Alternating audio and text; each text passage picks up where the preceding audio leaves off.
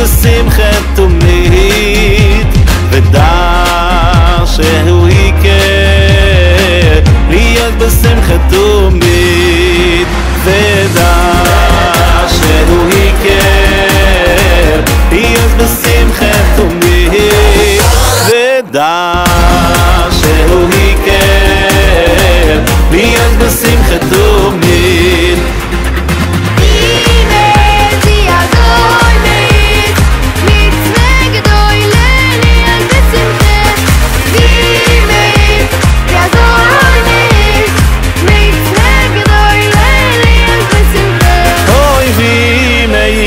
יעזור מאיר מצווה גדול להיות בשמחה, אויבי מאיר ויעזור מאיר מצווה גדול להיות בשמחה.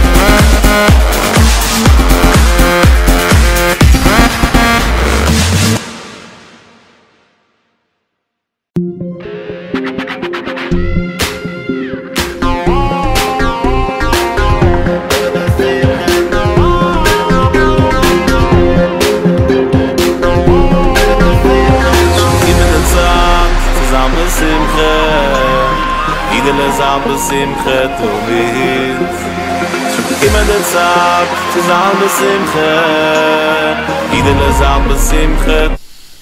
Boker Tov, Shavua Tov à tous et à toutes, tous les amis, Baruch Hashem, tous les gens, comme on dit, branchés, Rabbi Nachman, Baruch Hashem, pour avoir une excellente semaine, beaucoup d'atzlacha, beaucoup de santé, beaucoup de réussite dans tous les domaines, Bezat Hashem.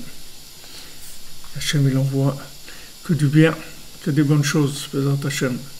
Tout ce que vous attendez, tout ce que vous espérez dans absolument tout, que tout vienne facilement. Tout vienne facilement, qu'on n'ait pas besoin de se battre, qu'on n'ait pas besoin de souffrir, rien, que tout vienne facilement, Bezat Hashem. Et c'est possible. C'est possible. Il y a des rachamim, il y a la miséricorde.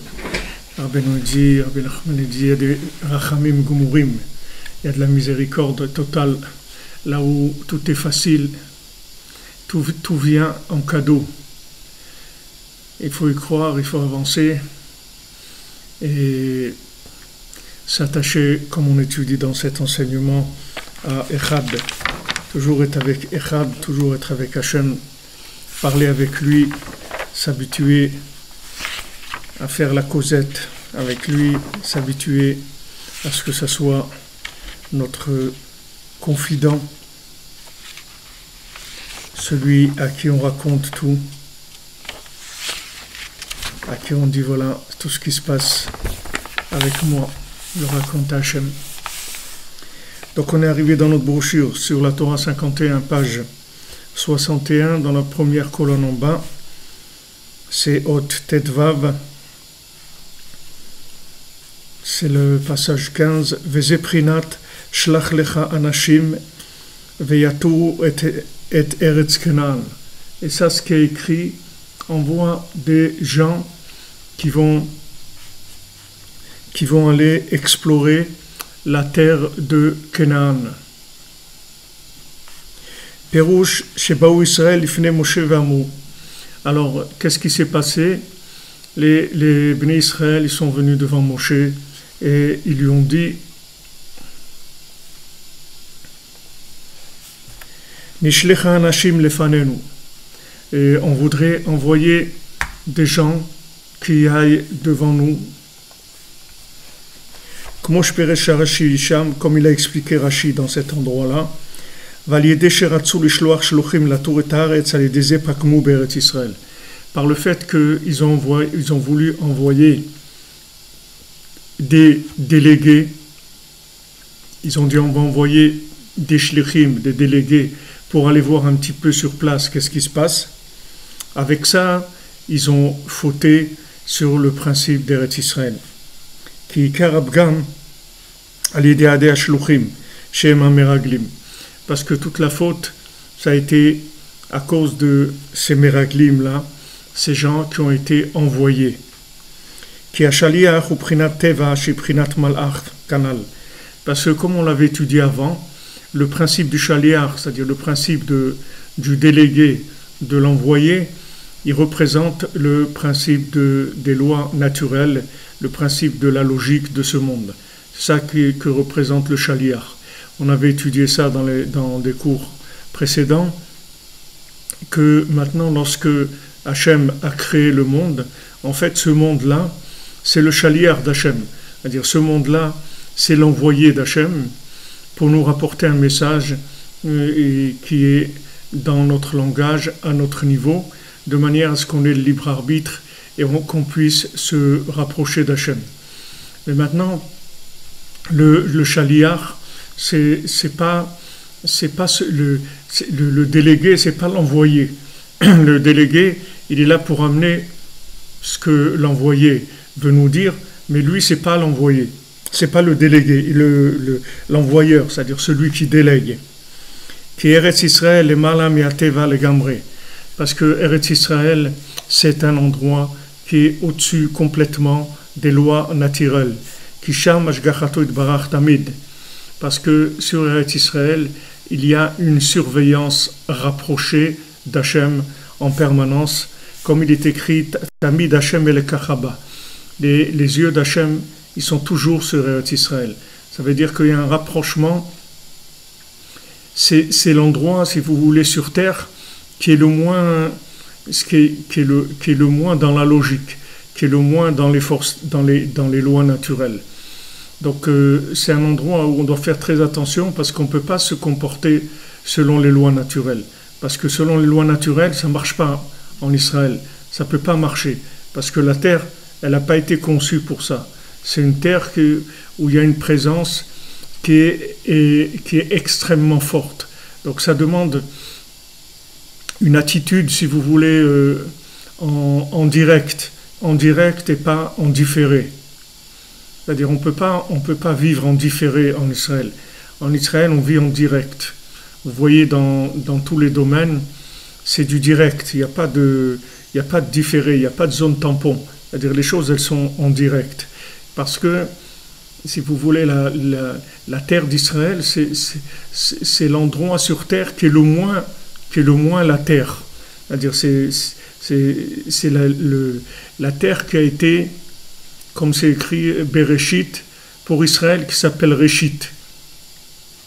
Comme le Ham Israël, c'est le peuple qui est le plus proche de la parole divine, de la même manière, la terre d'Israël, c'est la terre qui est la plus proche de la révélation d'Hachem. C'est là où, si vous voulez, en tant que délégué, c'est là où il y a le moins de falsification du délégué par rapport à celui qui l'a délégué. C'est-à-dire que c'est là où le message est le plus clair. Donc il y a noblesse oblige, c'est comme si quelqu'un vit dans le palais royal.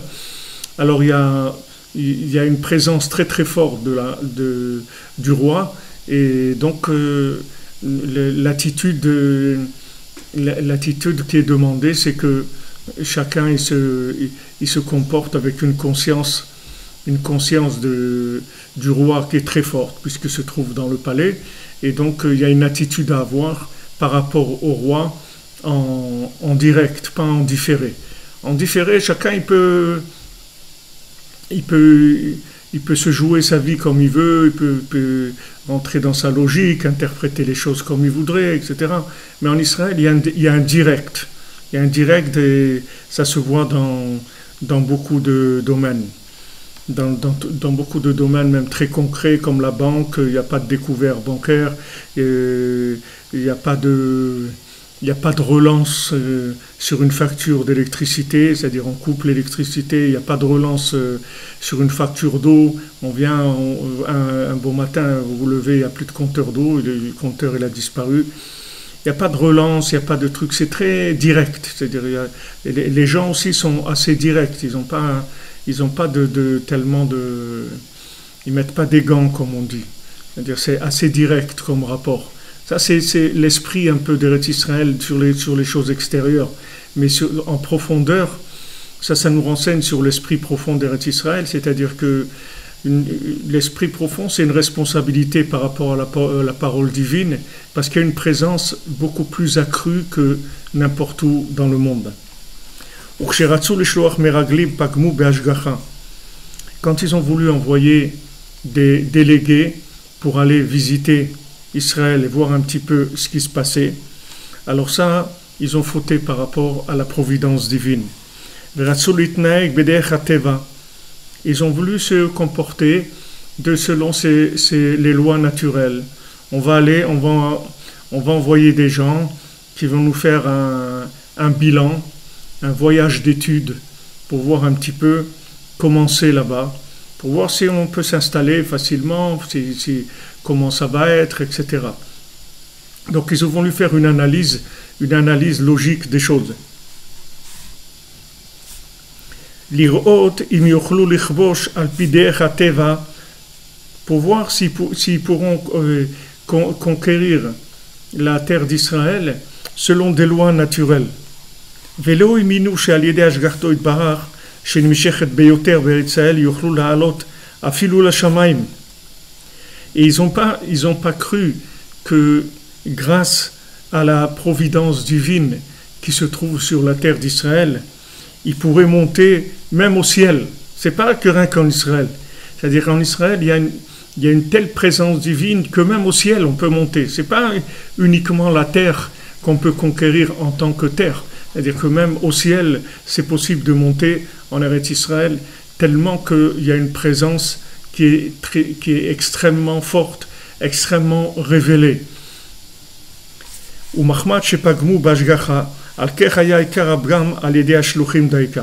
Maintenant, le fait qu'ils ont fauté par rapport à la providence divine, qui est-ce qui a, si vous voulez, qui a endossé cette attitude-là?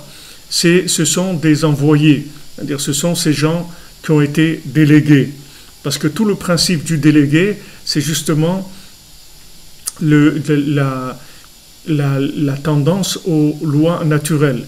Comme le délégué, c'est pas lui-même, il n'est pas lui-même concerné par la chose, c'est-à-dire en tant que personne responsable, puisque celui qui est délégué, comme d'ailleurs beaucoup de gens,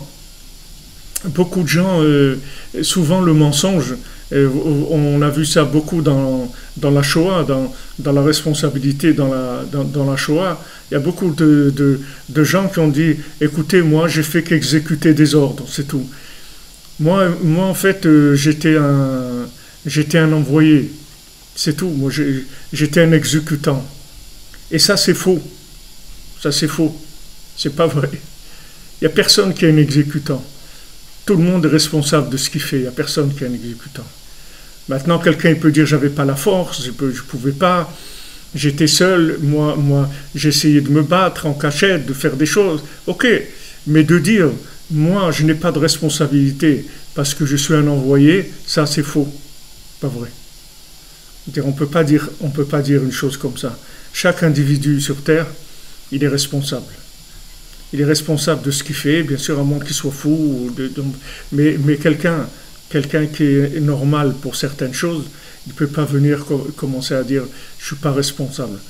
Donc il y a une responsabilité, et plus quelqu'un va être proche de la vérité, dans le vécu, dans la providence, et plus il va être tenu pour responsable par rapport aux gens qui l'ont envoyé, par rapport à Hachem, par rapport à l'humanité. Donc le Ham Israël est plus responsable que toutes les nations, parce que Hachem a dit, voilà, moi je connais que vous, c'est-à-dire que moi quand j'ai des choses à régler, c'est avec vous que je règle. Ça veut dire que nous, on est tenus responsables de ce qui se passe sur Terre, parce qu'on est un peu les grands frères de l'humanité, c'est-à-dire on est ceux qui sont plus proches de la parole du Créateur, de la conscience de la parole du Créateur. En tout cas, on a été conçus pour ça, et on a toutes les inspirations et toutes les facultés pour ça. Donc vous verrez souvent dans le monde des gens qui vont essayer de fuir leurs responsabilités en disant non, moi je suis un exécutant. Et ça c'est faux, c'est pas vrai. Quelqu'un il n'est pas un exécutant. Quelqu'un il a le choix d'être l'exécutant de ce qu'il veut. S'il veut pas,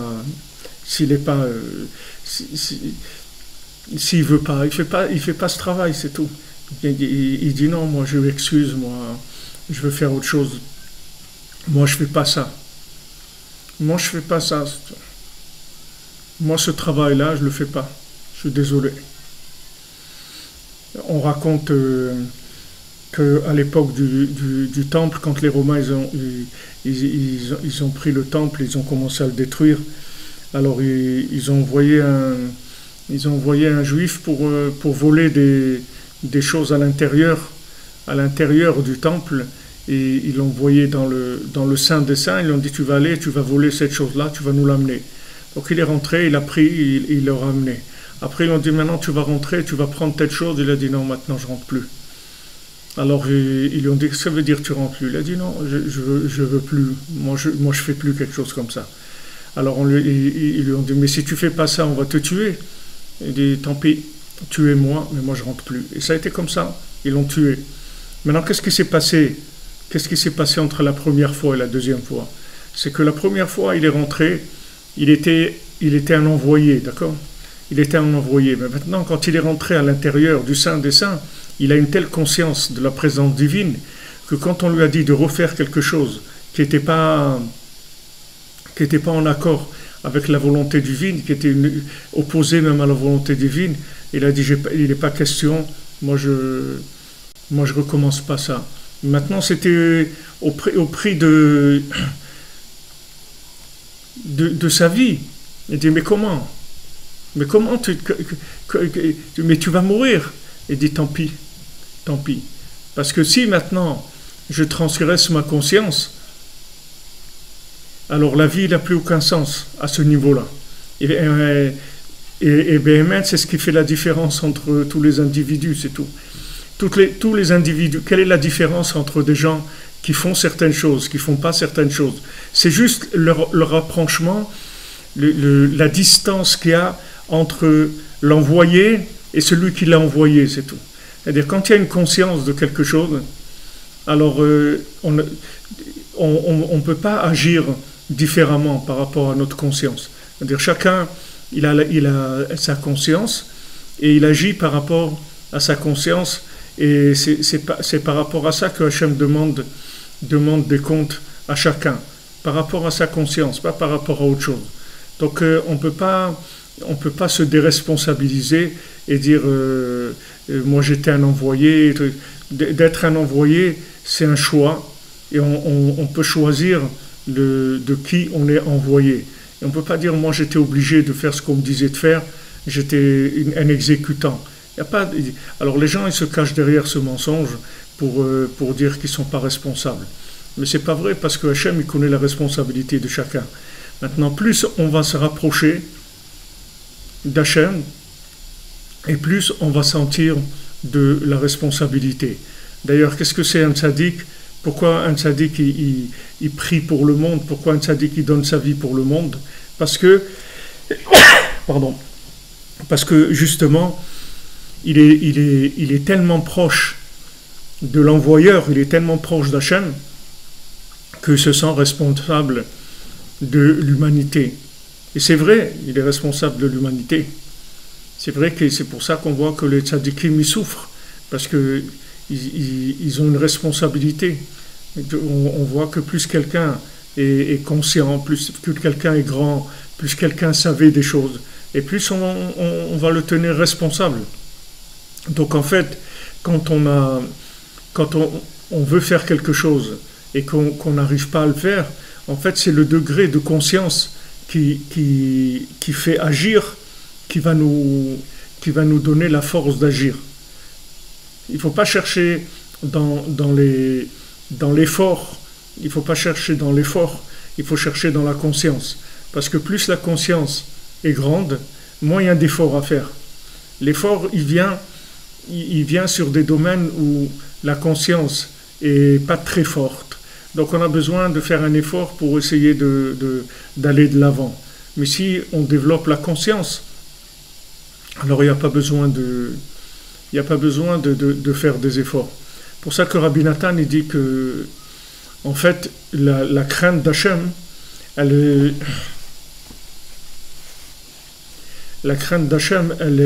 est proportionnelle à la joie de chacun. C'est-à-dire, plus quelqu'un est joyeux, plus il a de la ira, plus il a de la crainte. Alors Rabbeinu, il rapporte plusieurs exemples où on voit que la Gemara, elle raconte que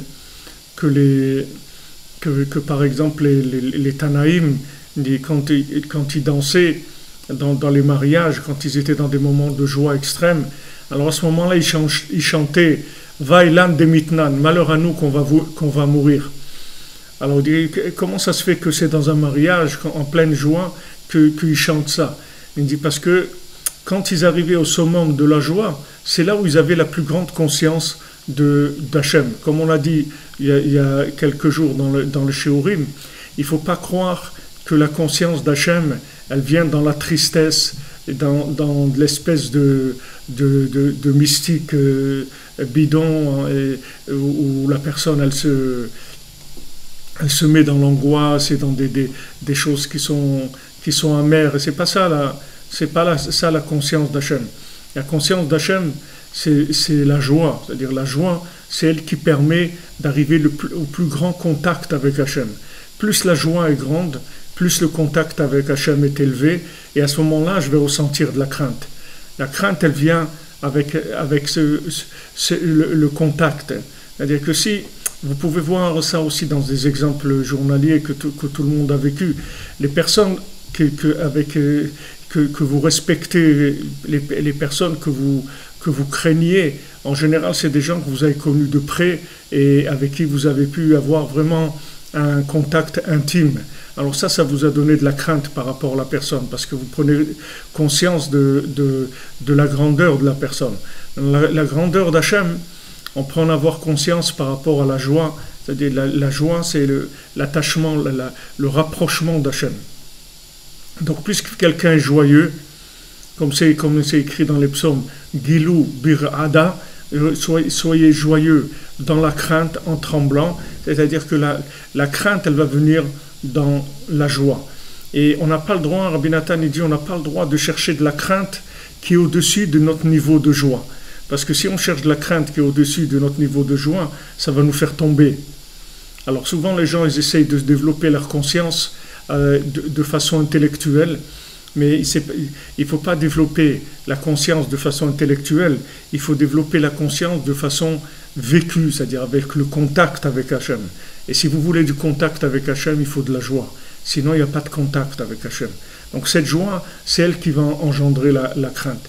Donc maintenant, quand vous vous sentez proche, c'est ça qui va vous donner la crainte. Alors qu'il y a des gens qui vont étudier, ils vont étudier des textes pour avoir peur, pour avoir une certaine peur, mais ils vont étudier avec le cerveau, pas avec la connexion. Si vous voulez craindre Hachem, c'est en étant connecté que vous allez craindre Hachem. C'est pas en réfléchissant sur des choses, parce que la réflexion, elle va pas vous donner la crainte du contact. Elle peut vous donner la crainte logique, mais pas la crainte du contact. Et la crainte logique, elle va marcher dans des situations logiques. Et quand ces situations ne seront pas logiques, alors il n'y aura plus de crainte. Parce que du moment où votre logique elle sera dépassée, alors il n'y aura plus de crainte. Tandis que si votre crainte elle vient du contact avec Hachem, cette crainte-là elle est permanente, elle ne s'en va jamais. C'est-à-dire il n'y a aucune situation où vous vous sentirez loin d'Hachem, vous ne sentirez plus le contact, vous ne sentirez plus de crainte. La crainte, vous la sentirez tout le temps, parce que vous êtes proche. Donc maintenant, nous, on a tous des méraglim en nous. C'est écrit dans les Sfarim que nos méraglim, à nous, nos explorateurs, c'est quoi? C'est nos 5 sens. Les 5 sens, ce sont les explorateurs de notre cerveau. Ils vont, ils explorent le monde et ils nous ramènent des informations. Maintenant, si notre cœur il a été vendu à la consommation, au plaisir de ce monde, alors les messages de ces 5 sens-là, ils vont être aussi, ils vont être tronqués parce qu'il va y avoir des intérêts, puisque le cœur, lui, il est intéressé par le plaisir, par l'honneur, par des choses comme ça. Donc il va interpréter les choses par rapport à son intérêt, c'est-à-dire que le message lui-même des envoyés, des 5 sens, il va être tronqué, puisque le cœur lui-même, il cherche déjà quelque chose, il n'est pas neutre dans la situation. Donc ces envoyés-là, eux-mêmes, il y avait quelque chose au fond qui n'était pas clair.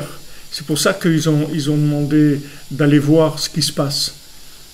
Parce qu'au fond, il y avait quelque chose qui dérangeait.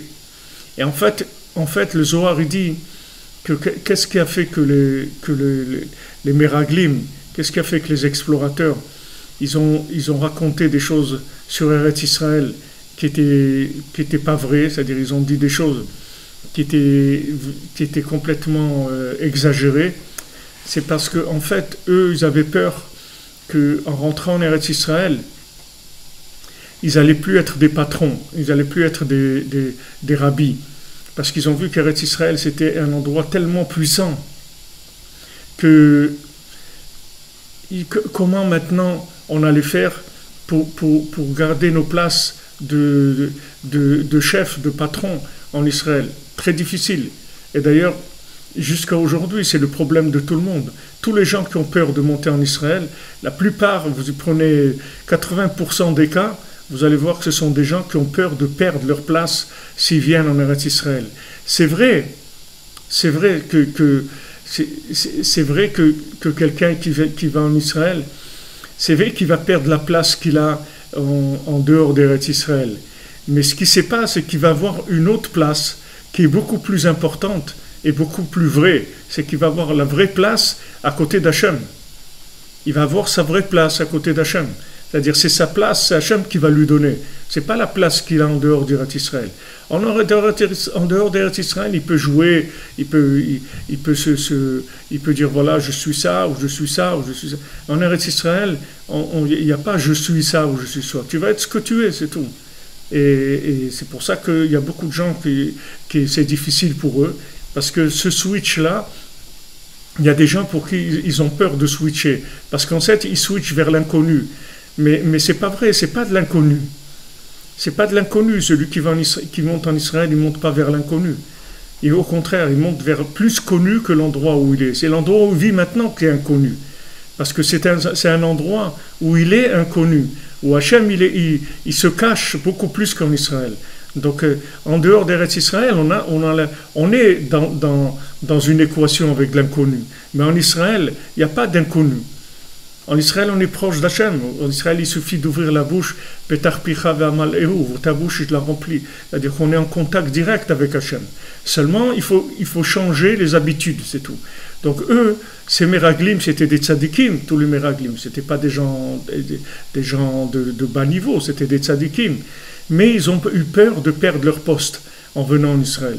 C'est ça qu'il a fait parler contre Eretz Israël. Et cette attitude-là, elle existe encore aujourd'hui. Je n'entrerai pas dans les détails, mais chacun sait exactement de quoi je veux parler. C'est-à-dire qu'aujourd'hui, il y a exactement les mêmes attitudes qu'il y a eu à l'époque des Meraglim.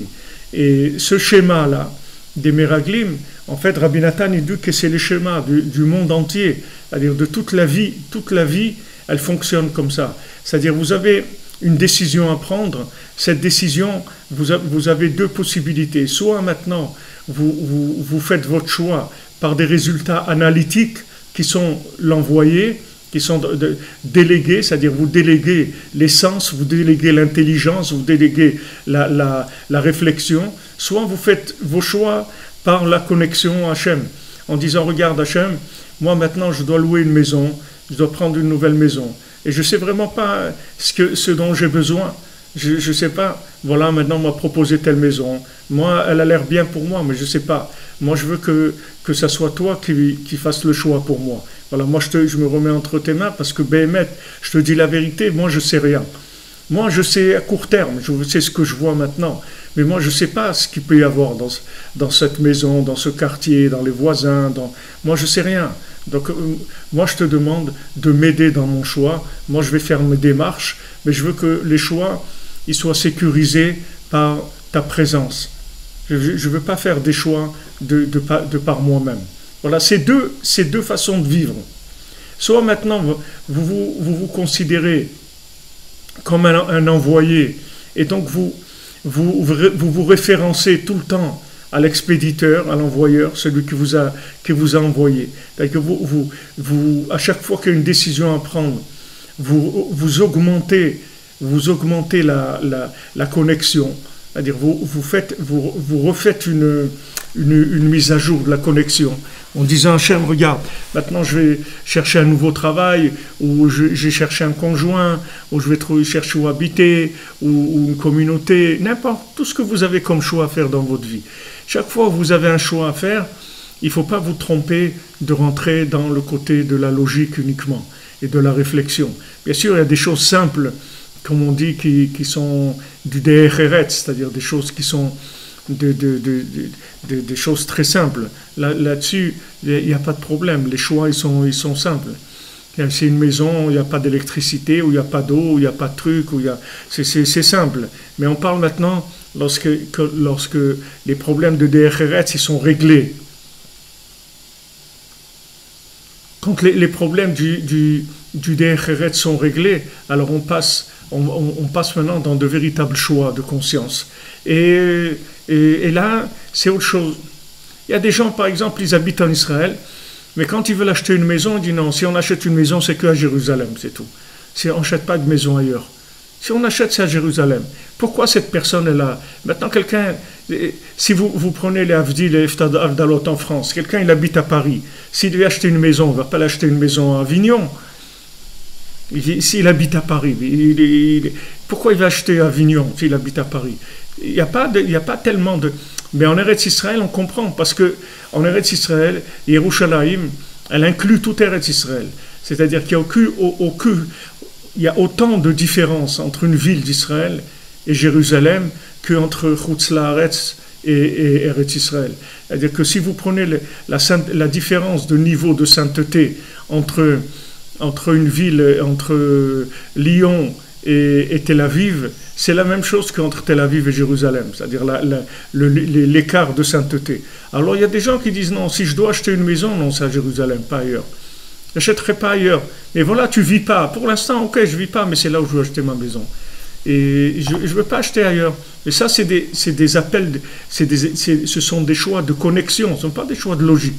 La personne elle-même, elle ne peut pas vous expliquer logiquement pourquoi c'est comme ça. Donc chaque fois qu'on a des choix à faire dans notre vie, il ne faut pas se tromper. Il faut réfléchir, il faut faire des tris, c'est-à-dire au niveau de tout ce qu'on peut vérifier, que les choses elles sont en accord avec le DRRS, c'est-à-dire avec le fonctionnement de Jérusalem, le fonctionnement de ce monde, c'est-à-dire qu'il y ait maintenant que ça fonctionne normalement, que les choses elles soient dans la norme du DRRS, c'est-à-dire du vécu de ce monde.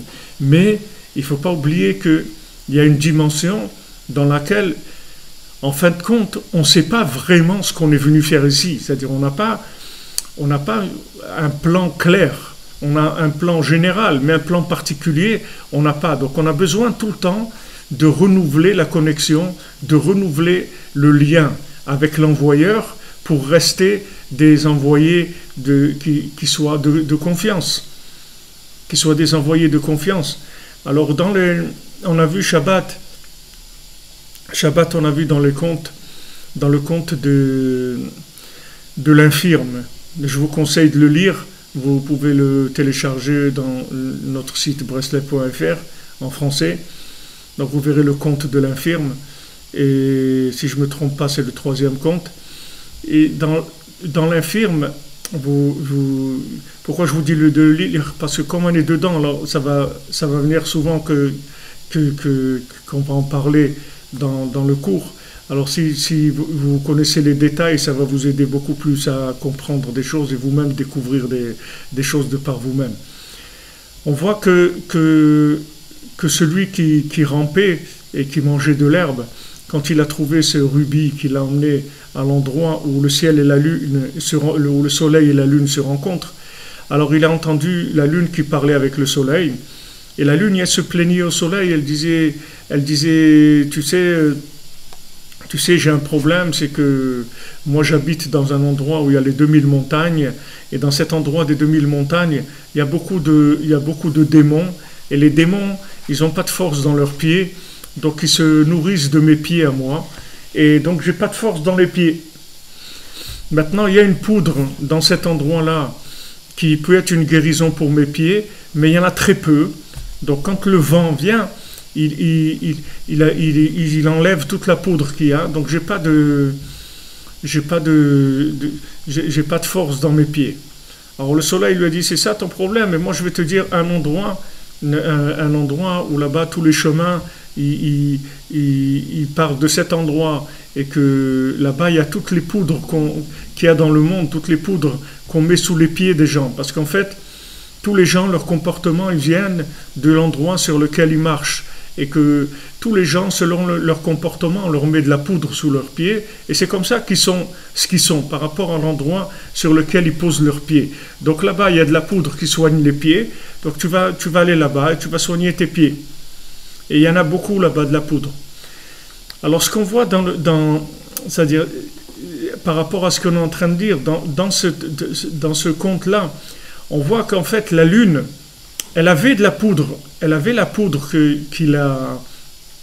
qui pouvait soigner ses pieds. Mais le problème, c'est qu'il n'y en avait pas beaucoup. Alors le vent, il a enlevé la poudre parce qu'il n'y en avait pas beaucoup. Tandis que l'endroit qui lui a montré le soleil, c'est l'endroit de la racine dans lequel il y avait la poudre. Et là-bas, il y avait beaucoup de poudre. Ça veut dire que même s'il y a du vent, la poudre, elle était suffisante pour pouvoir être là et pouvoir guérir les pieds de la lune. Donc maintenant, dans un langage plus concret par rapport à nous, c'est-à-dire que maintenant, dans le monde, dans la Torah, il y a des conseils pour arriver à soigner les pieds, c'est-à-dire pour arriver à diriger nos pas et à nous donner des conseils. Le problème, c'est que c'est très faible par rapport au vent.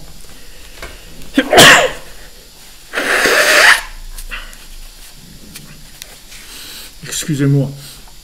C'est-à-dire c'est très faible par rapport au vent. Le vent, c'est quoi? Le vent, c'est toute l'atmosphère de ce monde, qui s'appelle être dans le vent. Par exemple, j'ai disait, ouais, la mode, si vous voulez, le vent, c'est être dans le souffle de la mode, c'est-à-dire dans le souffle de la matière. C'est-à-dire le vent, il est tellement fort qu'avec la Torah classique, vous ne pouvez pas tenir. Parce que même si la Torah elle donne des conseils, mais ces conseils-là, ils ne pourront pas vous donner la force qu'il faut, parce qu'ils ne sont pas assez intenses par rapport au vent, par rapport au souffle qu'il y a. Tandis que si vous allez dans les secrets de la Torah, chez Rabbi Shimon Bar Yochai, ou dans le Harizal, ou dans le Baal Shem Tov, ou surtout chez Rabbi Nachman, vous allez avoir une telle quantité de poudre, c'est-à-dire une telle quantité d'énergie spirituelle, que ça va vous permettre de tirer de la force, même s'il y a du vent. Même s'il y a le vent de ce monde, ce vent-là, il ne pourra pas vous attraper, parce que vous aurez beaucoup d'énergie qui viendra de la racine, si vous voulez, de la Torah. Alors en fait, ces secrets de la Torah, ils vous donnent une conscience, que cette conscience-là, elle vous rapproche de celui qui vous a envoyé. Elle vous rapproche de l'envoyeur. Et à ce moment-là, vous ne fautez pas. Vous voyez Yosef Hatzadik. Comment Yosef Hatzadik, il n'a pas fauté? Parce que quand la faute est venue devant lui, il était toujours connecté à Echad. Il n'était pas déconnecté. Donc ça veut dire que la conscience qu'il avait de Echad, elle était très forte. Donc il y a une faute qui est venue devant lui. Il s'est dit, comment je peux faire quelque chose comme ça? Je ne peux pas faire quelque chose comme ça. Je ne peux pas trahir Hachem. Je ne peux pas trahir mon père. Je ne peux pas trahir mon employeur. C'est lui qui m'a employé et tout. Maintenant, je vais faire une chose comme ça. Impossible. Pourquoi? Parce que sa conscience, elle était forte.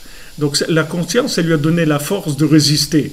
Mais si maintenant votre conscience n'est pas forte, alors quand vous vous trouvez dans une situation, alors des fois, la situation, elle fait balancer la personne elle tombe. Parce que le vent, il est trop fort par rapport aux éléments que la personne a de conscience. Donc nous, on travaille, si vous voulez, à remplir la conscience, à donner des forces à l'intérieur, des forces de connexion très fortes, de manière à ce que on soit tenu par cette connexion. Et cette connexion, c'est elle qui va nous empêcher de fauter.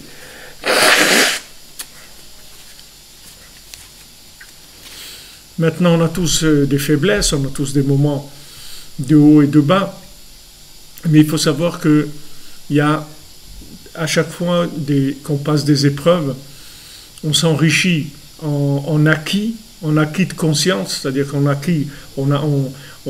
acquiert une conscience plus élevée, et cette conscience plus élevée, elle rend la chose beaucoup plus facile.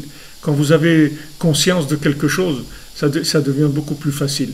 Rabbeinu dit que toute la raison pourquoi les gens y fautent, c'est parce qu'ils sont inconscients et tout. Parce que la connaissance qu'ils ont, c'est pas une connaissance de conscience, c'est une connaissance uniquement intellectuelle. Et bien, beaucoup de gens ils souffrent de ça, parce qu'ils voient qu'ils savent des choses. Et d'un autre côté, ils ont un comportement qui est à l'envers par rapport à ce qu'ils savent. Donc ils ont beaucoup de souffrance et ils s'en veulent beaucoup.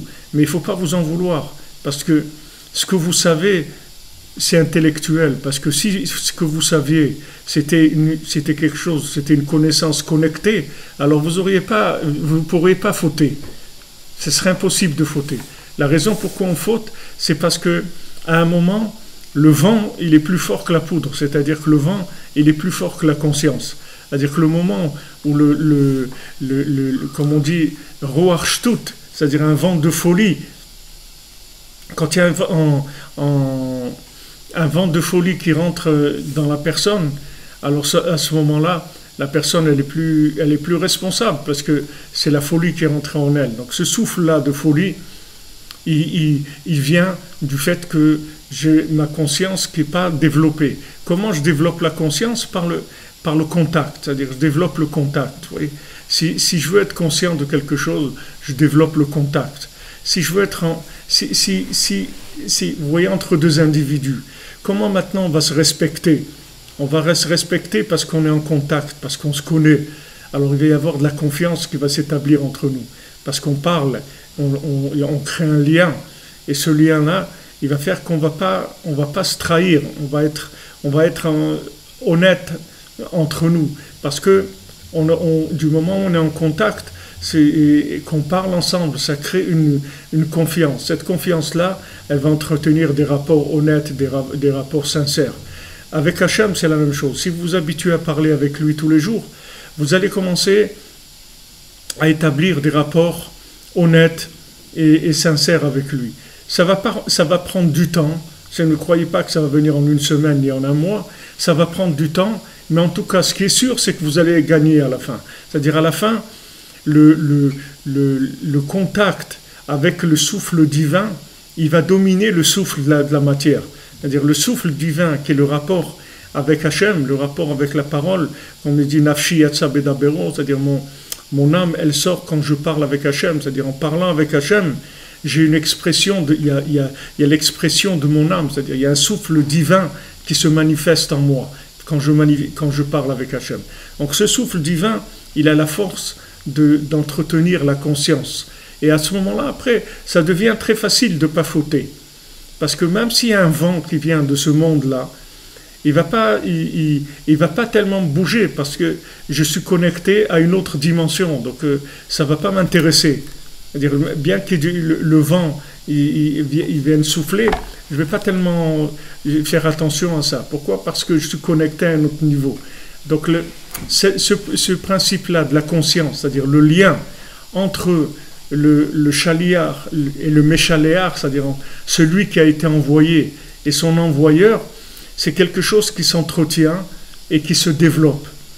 Ça s'entretient, ça se développe. Plus je vais être conscient que je suis un envoyé, et plus je suis conscient de ma mission en tant qu'envoyé, parce que je l'entretiens en parlant avec Hachem tous les jours, et plus ça va être facile pour moi d'accomplir ma mission.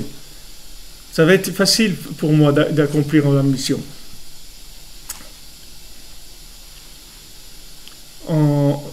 Rabbi Nachman, il a raconté un exemple. Il a dit, une fois, il y avait un roi qui a envoyé un message secret à un autre roi d'un autre pays avec qui ils étaient amis. Donc, il a envoyé deux envoyés pour amener ce message. Maintenant, il y avait un envoyé qui était un homme intelligent et il y a un envoyé qui était un homme moins malin et qui s'est fait attraper. Maintenant, l'intelligent, il est arrivé à passer les pays ennemis et à amener le message de l'autre côté. Et celui qui était moins malin, il s'est fait attraper, mais il n'a pas vendu la mèche, il n'a pas donné le secret. Il a résisté et il n'a pas donné le secret. Donc Rabbi Nachman dit, qui est-ce qui est le plus grand là-dedans? Qui c'est le plus grand des deux? Qui c'est le plus grand des deux? C'est celui qui était malin, qui s'est débrouillé, qui est arrivé de l'autre côté, ou bien celui qu'on a torturé, etc., et il a tenu. C'est-à-dire, c'est pas évident, parce que les gens ils vont vous dire, voilà, et le principal, c'est qu'il a amené le message. Donc voilà, celui qui est intelligent, il a amené le message. Mais l'autre, il a résisté à la torture, à toutes les épreuves, et après il a amené le message. Mais il n'a pas lâché pendant qu'il était torturé, etc. Donc ça, c'est quelque chose qui est une autre dimension, parce que comme la personne, elle a été torturée, on a essayé de la faire dire son secret, elle n'a pas dit le secret, donc il y a la preuve d'un attachement très fort à Hachem. Tandis que l'autre, c'est vrai qu'il a fait il a amené à bon port sa mission, il a fait ce qu'il fallait faire, mais si maintenant il l'a fait parce qu'il est doué, alors ça ne prouve pas son niveau d'engagement. Son niveau d'engagement par rapport à celui qui l'a envoyé.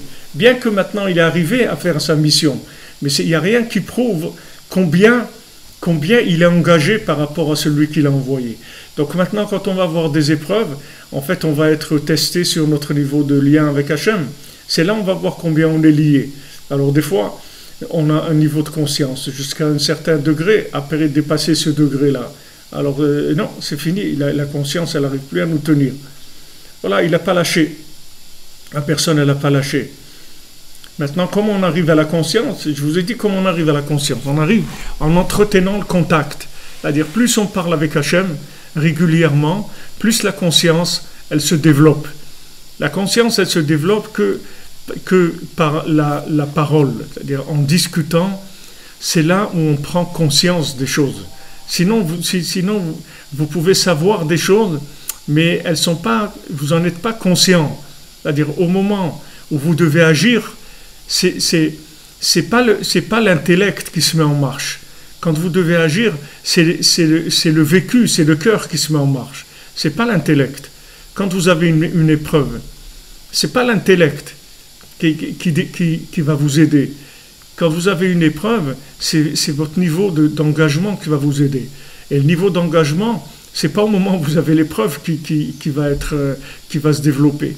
Le niveau d'engagement, il se développe tout le temps où vous n'avez pas d'épreuve. C'est-à-dire quand vous venez maintenant tous les jours, vous parlez avec Hachem, vous lui racontez votre vie, vous prenez l'habitude de vous confier à lui, de lui dire tout ce qui se passe avec vous, ce que vous aimeriez, ce qui vous dérange, etc. Maintenant, le fait de parler avec lui tous les jours, ça établit un niveau de confiance et un niveau de conscience aussi qui va vous permettre après de dépasser des épreuves très facilement. Ça ne va même pas vous coûter d'effort. Parce que vous n'êtes plus dans cet endroit-là, c'est-à-dire l'endroit de l'épreuve, vous n'habitez plus là-bas.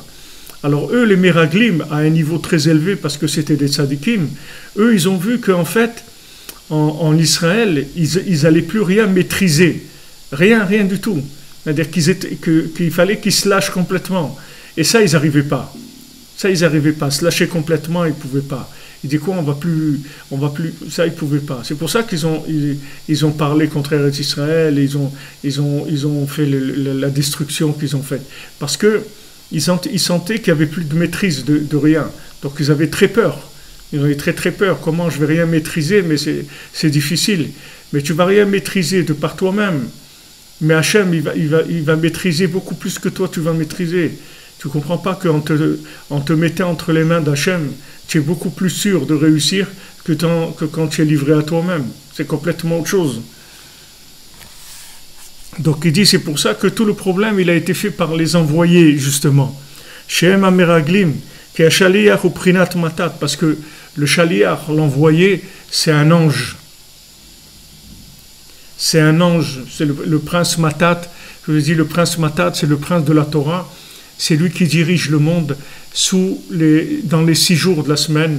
Et c'est ce prince-là, cet ange, que ceux qui sont montés dans le Pardès, ce qui est ramené au début de la Torah, quand il y a Rabbi Akiva et Elisha ben Abouya et Ben Azaï et Ben Zoma, quand ces 4-là ils sont rentrés dans le Pardès, en fait ce qu'ils ont vu, cet ange-là, Matat, ils ont vu qu'il avait un pouvoir tellement fort qu'il n'y a que Rabbi Akiva qui a pu rentrer et sortir Béchalom, c'est-à-dire il a vu la puissance de cet ange-là, mais il n'a pas douté à une seule minute que cet ange-là, sa force, elle venait de lui-même. Il savait que c'était un représentant d'Hachem.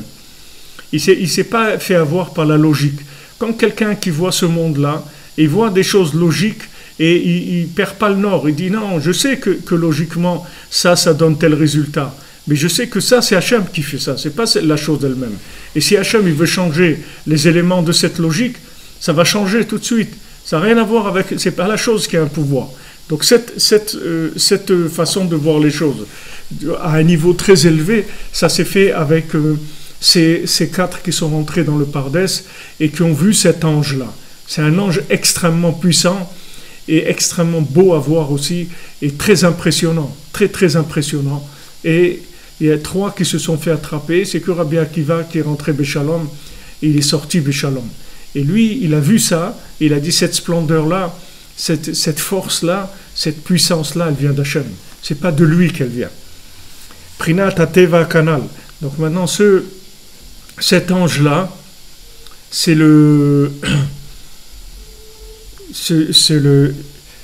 cet ange-là, il représente toutes les forces naturelles, toutes les lois naturelles. C'est lui qui fait fonctionner donc les 6 jours de la semaine sous le système des lois naturelles.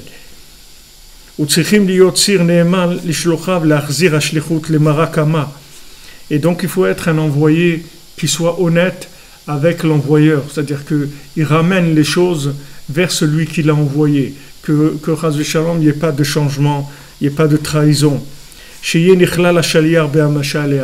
Que l'envoyé, il s'inclut dans l'envoyeur. C'est-à-dire que je respecte ma mission et j'applique ce que j'ai appliqué sur terre. Que ça s'appelle inclure les lois naturelles dans la providence divine. C'est-à-dire que tout ce qui est naturel, je le ramène à Hachem.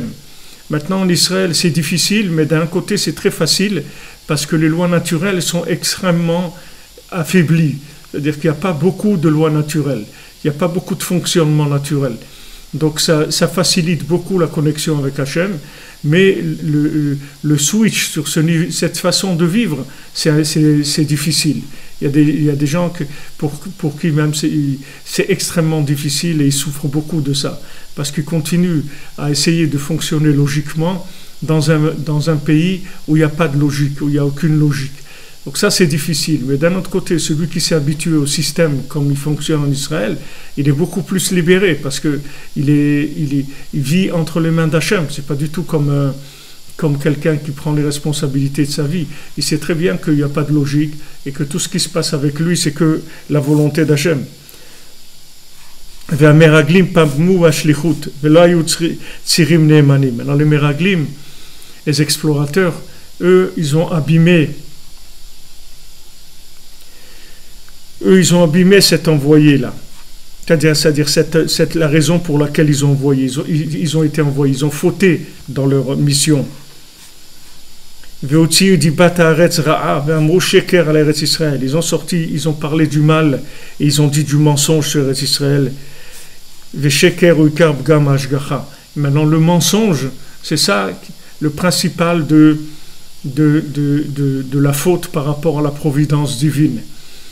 Oui, ce que vous dites, Monsieur Terrier, c'est que si maintenant on ne reconnaît pas que c'est Hachem, alors c'est de l'idolâtrie. L'idolâtrie, ça veut dire qu'on croit que cette chose-là, elle est comme ça. On croit que cette chose-là, elle est comme ça. C'est-à-dire que la chose elle-même, c'est elle qui a fait que c'est comme ça. Que voilà, si maintenant je ne suis pas arrivé, c'est parce que j'ai eu ce problème, ou à cause d'un tel, ou à cause de ça, ou à cause de ci. Quand je trouve des causes, une autre cause qu'Hachem, c'est de l'idolâtrie. La foi, c'est de savoir que Hachem, c'est lui la siba de toutes les sibotes, c'est lui la cause de toutes les causes. Il n'y a qu'une autre cause. Si maintenant je suis tombé sur quelqu'un qui m'a roulé, c'est maintenant que c'est fait, alors ça veut dire qu'Hachem il a voulu comme ça, c'est tout. Ça ne veut pas dire que lui il n'est pas responsable lui de ce qu'il a fait, mais moi mon problème c'est pas lui s'il est responsable ou pas. Moi mon problème à moi c'est que je dois régler ça par rapport à mon envoyeur. Et comment je règle ça par rapport à mon envoyeur en disant Hachem, moi je sais que c'est toi qui veux ça. Donc moi ce que tu veux j'accepte, c'est tout, parce que ça vient de toi. Je l'accepte parce que ça vient de toi. Et ce qui vient de toi, c'est toujours bien. Ah, maintenant, ça a l'air le contraire du bien, ça a l'air à l'envers. Mais moi, ça, c'est déjà une logique qui me dépasse. Et moi, je ne comprends pas ces choses-là. Donc maintenant, il n'y a pas de cause. La cause, c'est toi, c'est tout. Et toi, c'est une cause toujours valable. C'est-à-dire, tout ce que tu fais, c'est pour le bien. Donc moi, je sais que c'est bien. Ah, ça me fait mal, ces trucs, c'est une perte, c'est une douleur, c'est une souffrance, tout ce qu'on veut. Mais ça vient d'Hachem, c'est tout. Moi, je dois garder cette conscience-là.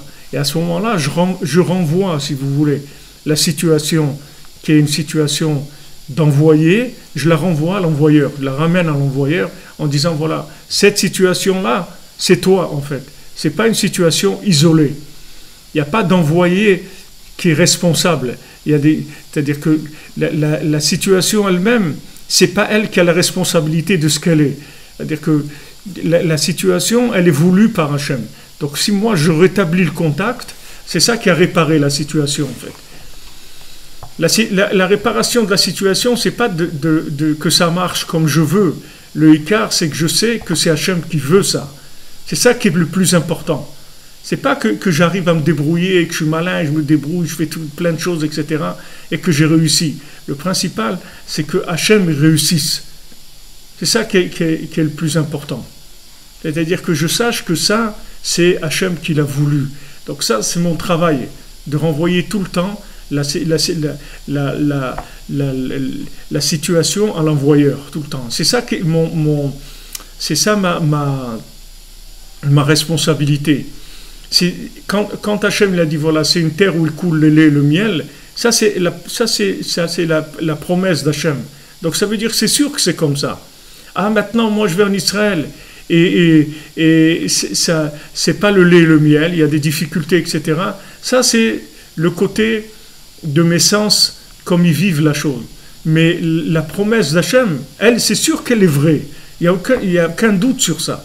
Hachem, s'il nous a dit quelque chose, c'est sûr que c'est comme ça. Ah, maintenant, on voit, il y a des attentats, ou il y a des trucs. Ça, c'est des choses que la logique, elle veut me présenter comme étant contradictoire par rapport à ce que Hachem a dit. Mais si maintenant, moi, je suis dans la foi, c'est-à-dire j'ai confiance dans l'envoyeur, donc j'ai pas de problème. Je vis cette chose-là. C'est pas la chose, même si je vis une chose, c'est complètement à l'envers dans la logique, ça va pas me déconnecter de l'envoyeur. C'est ça le principal. C'est que je me fâche pas avec l'envoyeur, parce que la vie, elle correspond pas à ma logique. Et souvent, des gens, ils se fâchent avec Hachem parce que ça ne correspond pas à la petite logique qu'ils ont dans leur tête. Eux, ils croyaient qu'Hachem, c'est un copain à eux qui va faire ce qu'ils veulent. À dire, voilà, maintenant, je veux que ça soit comme ça et comme ça. Donc, Hachem, moi, je fais ce que tu me demandes de faire. Et toi, tu m'arranges, tu fais ce que je veux. Mais ce n'est pas comme ça. Des fois, Hachem, il va faire le contraire de ce que vous voulez.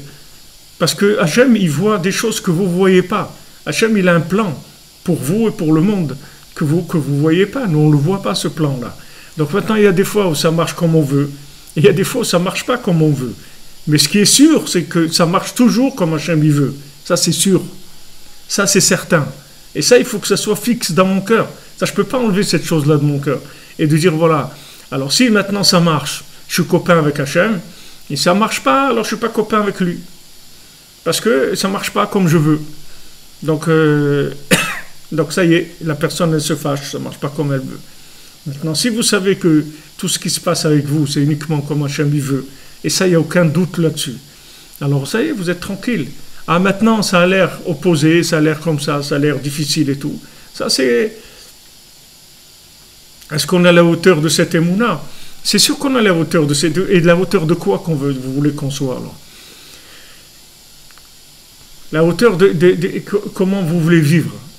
Et vous croyez qu'on est à la hauteur de la souffrance qu'on vit? Vous croyez qu'on est à la hauteur de la contradiction qu'on vit? Vous croyez qu'on est à la hauteur de la folie qu'on vit? Si maintenant, on ne savait pas que c'était Hachem, mais comment on pourrait vivre la folie dans laquelle on vit? Comment on pourrait être entouré des gens qui nous entourent, des dirigeants qu'il y a, des gens qui ont... Combien on pourrait recevoir de coups en restant, en tenant? Combien de coups, combien de choses quelqu'un il va recevoir et il va tenir? La seule chose qu'il nous faut nous tenir, c'est parce que c'est Hachem, on sait que c'est Hachem qui envoie ça. C'est pour ça qu'on tient. Sinon, vous ne pouvez pas tenir. Au contraire, c'est le début. C'est-à-dire que c'est avec ça que vous allez tenir. Ce n'est pas être à la hauteur. Et vous êtes à la hauteur de ce qui se passe avec vous, de ce qui se passe autour de vous. Vous êtes encore beaucoup moins à la hauteur. Rabbi Nachman, il dit, celui qui ne croit pas que ce qui vient dans sa vie, ça vient d'Hachem, mais alors sa vie, c'est pas une vie, parce que chaque chose qui va venir, ça va le rendre fou. Il va dire, ouais, mais pourquoi un truc, et pourquoi ci, pourquoi l'autre, et pourquoi ça, pourquoi c'est pas comme ça, et c'est pourquoi ils votent pas des lois plus sociales, pourquoi ils ne donnent pas des allocations, pourquoi ils font ça, pourquoi ils font venir des étrangers qui vident les caisses de l'État, pourquoi ils font ci, et vous allez dans l'amertume tout le temps. Au contraire, quand vous vous habituez à la Emouna, c'est beaucoup plus facile que tout ça. C'est plus facile d'être à la hauteur de la Emouna que de la hauteur de comprendre ce qui se passe avec nous. Beaucoup plus facile. Comme je me vois Arsham Be'atora Anal, Valken et Garmou, Bechia ou Tumaout. Donc ils ont entraîné des larmes, les Meraglim. Vaïfkoua Am Balaylahu. Le peuple, il a pleuré cette nuit-là. C'est-à-dire ils ont pleuré. Alors Bezat Hashem, ça, on continuera demain parce qu'on va rentrer dans le principe des pleurs dont on avait parlé, des larmes les larmes de Léa, les larmes de Esav. Donc là, ils ont eu des larmes de Esav, des larmes de désespoir, des larmes de nerfs, des larmes de révolte. Et ça a entraîné ce que ça a entraîné. Donc ça, Bezat Hashem, on rentrera demain dans ce sujet-là. Alors, chez Be'atzlacha, une bonne semaine, Shavua Tov, une semaine bien connectée, avec beaucoup de Emouna, beaucoup de délivrance, beaucoup de choses, de bienfaits, de miséricorde.